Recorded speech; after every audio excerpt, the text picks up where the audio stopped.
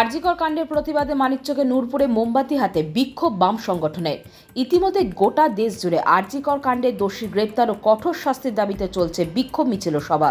তারই অঙ্গ হিসেবে মানিকচকের নূরপুর বাস স্ট্যান্ডে মোমবাতি হাতে খুনিদের গ্রেপ্তার ও শাস্তির দাবিতে চলে বিক্ষোভ প্রদর্শন। এই প্রদর্শনে বাম সংগঠন ছাড়াও অংশগ্রহণ করে স্থানীয় এলাকাবাসীরাও। এই দিনের কর্মসূচির নেতৃত্বে ছিলেন সিটু জেলা সম্পাদক দেবজ্যোতি সিনহা। তিনি মুখ্যমন্ত্রীর পদত্যাগের দাবি জানান। পুলিশ মন্ত্রীকে পদত্যাগ করতে হবে, স্বাস্থ্যমন্ত্রীকে পদত্যাগ করতে হবে, দোষীদের ফাঁসি চাই।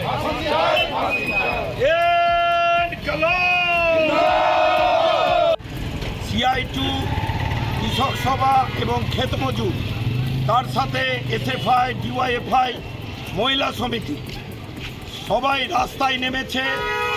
অজস্র মানুষ যারা রাজনীতি করেন না, লাখো লাখো মহিলা রাস্তায় নেমেছেন। আরজিকরের যে নির্যাতিতা, আজকে আমার বোন, সেই বোনটা যে খুন হয়ে গেল, তার বিচার পাওয়ার জন্য তার পরিবার চাইছে, এবং যে ডাক্তাররা জড়িত তাদের সবাইকে গ্রেপ্তার করতে হবে এবং দৃষ্টান্তমূলক শাস্তি দিতে হবে। এবং তার সাথে গোটা রাজ্যে আমরা দেখছি যারা যুক্ত তাদেরকে তৃণমূল সরকার আজকে বিভিন্নভাবে তথ্য প্রমাণ লোপাট করেছে। সেই সেমিনার হলের ঘর ভেঙেছে, তারপর এখন তাদের প্রমোশন দিচ্ছে।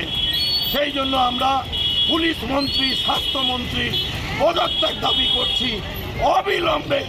এই ঘটনাতে যেখানে আমেরিকা, যেখানে অস্ট্রেলিয়া, যেখানে গোটা দেশে ডাক্তার, বুদ্ধিজীবী সবাই রাস্তায় নেমেছে, অবিলম্বে তার পদত্যাগ করা উচিত।